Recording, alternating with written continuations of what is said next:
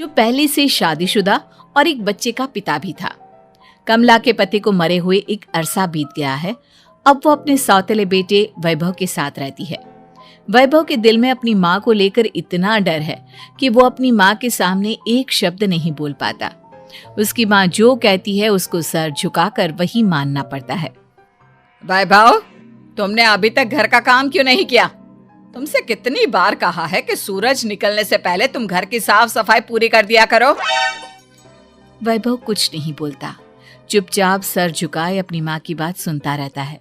तभी पास में खड़ा नौकर सुखराम कहता है, मालकिन, वैभव बाबा को रात से तेज बुखार है, इसलिए वो सुबह जल्दी उठ नहीं पाए। उनके बदले मैं घर की साफ सफाई कर देता हूँ। इसे कोई बुखार नहीं है। मैं इसे अच्छी तरह से जानती हूँ। ये सब काम न करने के बहाने हैं। सुखराम काका, बोल दो इसे, सारे घर का काम यही करेगा। और इससे समय पर अपना काम पूरा नहीं किया तो इससे आज का खाना भी नहीं मिलेगा। मगर मालकिन, वैभव बाबा की सच में ही तबीयत खराब है, आप एक बार देख तो लीजिए। कमला बिना कुछ बोले वहां से चली गई और बेचारा वैभव तेज बुखार में भी काम करता रहा। कमला वैभव की शादी एक ऐसी लड़की से कराना चाहती थी जो अनपढ़ हो और कमला से इसी तरह डरे जिस तरह वैभव डरता है, ताकि वैभव की सारी जायदाद और धन दौलत उसकी मुट्ठी में रहे। लेकिन आज के जमाने में ऐसी लड़की मिलना मुश्किल है। कमला कार में यही सब कुछ सोचती जा रही थी कि तभी रास्ते में, अरे ड्राइवर, तुमने कार क्यों रोक दी? और ये इतना शोर कैसा? मैडम, आगे कुछ बंजारों का खेल चल रहा है, इसलिए भीड़ लगी है। मैं अभी भीड़ को साइड में करवाकर कार निकालता हूँ। ड्राइवर भीड़ को साइड करके कार निकालने की कोशिश करने लगा कि तभी कमला की नजर रस्सी पर चल रही एक फुलवा नाम की बंजारन पर पड़ी। क्यों ना मैं इस बंजारन की शादी वैभव से करा दूं? ये तो अनपढ़ लग रही है, मेरे पैरों तले दबकर भी रहेगी। मुझे अभी इसके माँ बाप से बात करनी होगी। ये सोचकर कमला ने उन बंजारों से बात की और उन्हें शाम को अपने घर बुलाया। फुलवा के माता पिता वहां उसे लेकर आ गए।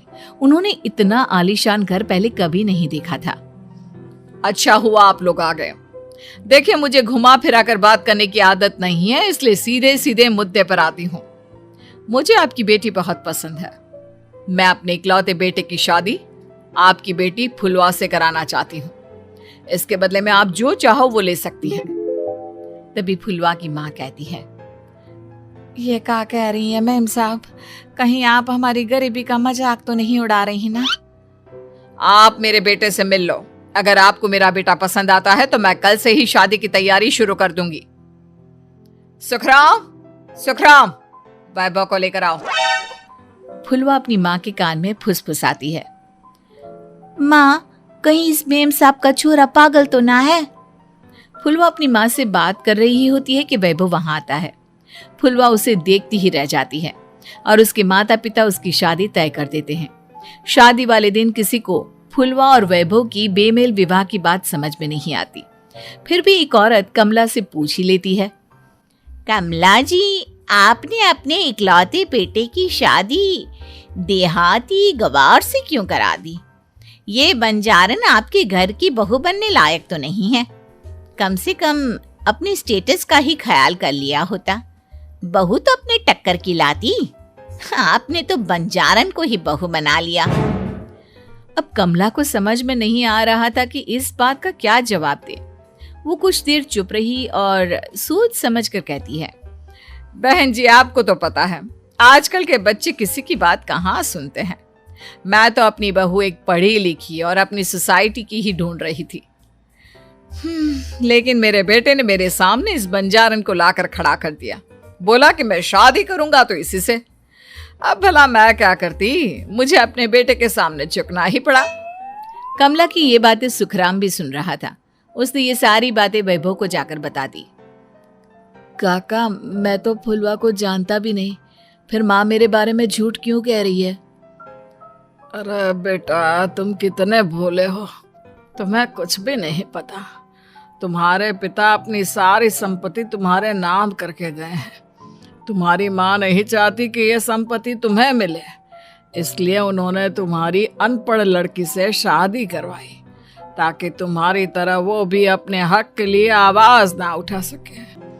सुखराम काका, मैं क्या करूं, आप ही बताओ। माँ के सामने आते ही मेरे हाथ पैर कांपने लगते हैं। मैं माँ को कुछ भी नहीं कह पाता। वे दोनों बात कर ही रहे थे कि अचानक कमला वहां आ गई। कमला को देखकर दोनों घबरा गए। तुम दोनों फिर कभी बातें कर लेना, अभी फेरों का समय हो गया है, चलो जल्दी आओ। इस तरह फुलवा और वैभव की शादी हो गई। अगले दिन कमला ने फुलवा को बुलाया और उसे नसीहत देने लगी। देख बंजारन, तुझे मैंने अपनी बहू बना तो लिया है, लेकिन तुझे इस घर में आँख कान मुंह बंद करके रहना होगा। घर का काम कर और अपने पति से मतलब रख, समझी? कमला का ऐसा रवैया फुलवा को बिल्कुल समझ में नहीं आया। उसने वैभव से इस बारे में बात की। सुनिए ना, माँ जी ने जिस तरह मुझसे बात की मुझे अच्छा नहीं लगा। शादी से पहले तो वो मुझसे बहुत अच्छे से बात कर रही थी, लेकिन शादी के बाद उन्हें क्या हो गया? तुम ज्यादा मत सोचो, जैसा माँ कहती है वैसा ही करो। ये कहकर वैभव वहां से चला गया। अगले दिन वैभव को घर के नौकरों की तरह काम करता देख फुलवा को बहुत हैरानी हुई। फुलवा ने इस बारे में सुखराम काका से बात की तो सुखराम काका ने फुलवा को सारी बात बता दी।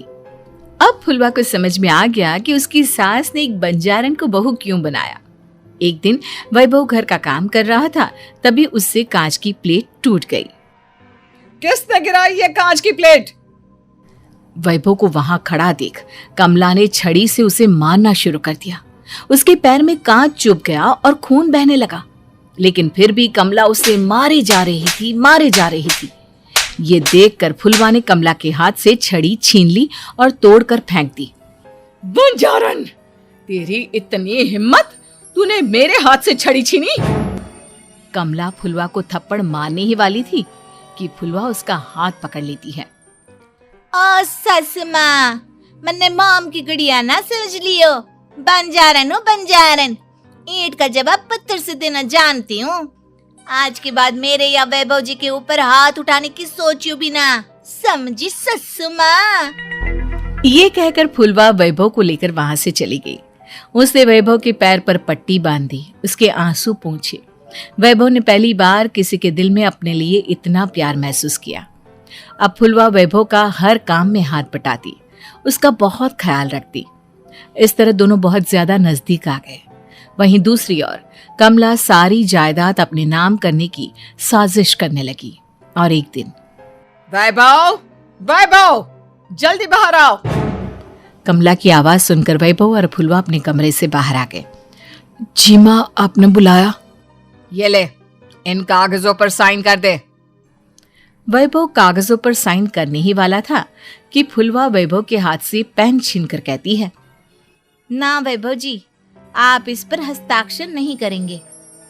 आओ बंजारन, मैं तुझसे बात नहीं कर रही। ये बात मेरे और मेरे बेटे के बीच की है। चुपचाप पेन दे दे, नहीं तो तेरी खाल उधेड़ लूंगी। ससु माँ, बंजारन की खाल इतनी भी ढीली ना होवे कि कोई भी उधेड़ लेवे। जो यकीन ना आता हो तो देख ले उतार के। और हाँ, बंजारन जरूर हूँ पर अनपढ़ ना हूँ। मन भी पता है कि किसी भी कागज पर साइन करने से पहले उसे अच्छी तरह पढ़ लेवे हैं। पेन देती है या नहीं? ये कहकर कमला फुलवा को मारने आई तो फुलवा ने कमला को धक्का दे दिया और वो नीचे गिर गई। कमला डरकर वहां से भाग गई। अब फुलवा ने वो कागज उठाए और वैभव के साथ सीधा वकील के पास चली गई। वकील ने वो कागज देखे और फुलवा को बताया, वैभव के पिता की सारी जायदाद और संपत्ति वैभव के नाम है, लेकिन वैभव की सौतेली माँ इस संपत्ति को अपने नाम कराना चाहती है, इसलिए इन कागजों पर वो साइन करा रही थी। तो अब हमें क्या करना चाहिए वकील साहब?